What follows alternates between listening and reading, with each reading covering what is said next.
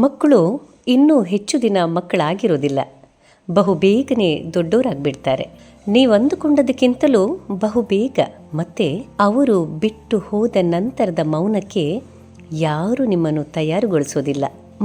ಅದು ಕೇವಲ ನಿಮ್ಮ ಖಾಲಿ ಮನೆಯ ಮೌನ ಮಾತ್ರವಲ್ಲ, ನಿಮ್ಮ ಹೃದಯಕ್ಕೆ ನುಸುಳುವ ಗಾಢ ಮೌನ. ಅಮ್ಮ ಇನ್ನೇನ್ ಮಾಡೋದು ಅಂತ ಅವ್ರು ನಿಮ್ಮನ್ನು ಕೇಳೋಲ್ಲ. ಅಪ್ಪ ಈಗ ಹೇಗ್ ಮಾಡೋದು ಅಂತಾನು ಕೇಳೋಲ್ಲ.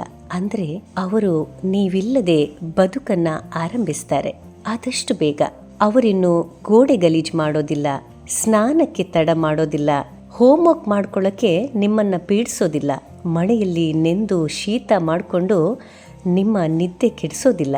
ಯಾಕಂದ್ರೆ ಅವರು ಇನ್ನು ನಿಮ್ಮ ಜೊತೆಗೆ ಇರೋದಿಲ್ಲ. ಅವ್ರು ಬೆಳೆದು ದೊಡ್ಡೋರಾಗಬೇಕನ್ನೋದು ನಿಮ್ಮ ಆಸೆನೂ ಕೂಡ. ಆದರೆ ಮೊದಲಿನಂತೆ ಅವರ ಬದುಕಿನ ಎಲ್ಲದರ ಭಾಗ ನೀವಾಗದೇ ಇರೋದು ನಿಮಗೆ ನೋವುಂಟು ಮಾಡಬಹುದು.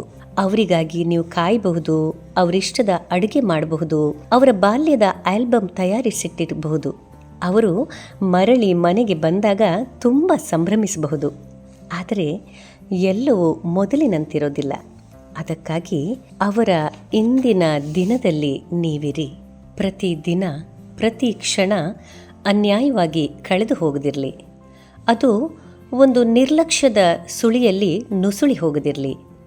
ಎಲ್ಲಿ ಹೋಗ್ತಾರೆ ಅನ್ನೋ ಅಸಡ್ಡೆ ಬೇಡ. ನಾಳೆನೂ ಅವರು ನಿಮ್ಮೊಂದಿಗೆ ಇರಬಹುದು. ಆದರೆ ಇಂದಿಗಿಂತ ಒಂದು ದಿನ ದೊಡ್ಡವರಾಗಿ, ಇಂದಿಗಿಂತ ಒಂದು ದಿನದ ಕಡಿಮೆ ಮುಗ್ಧತೆಯಿಂದ, ಇಂದಿಗಿಂತ ಒಂದು ದಿನದ ಕಡಿಮೆ ತುಂಟಾಟದಿಂದ, ಇಂದಿಗಿಂತ ಒಂದು ದಿನ ಕಡಿಮೆ ಅವಲಂಬಿತರಾಗಿ.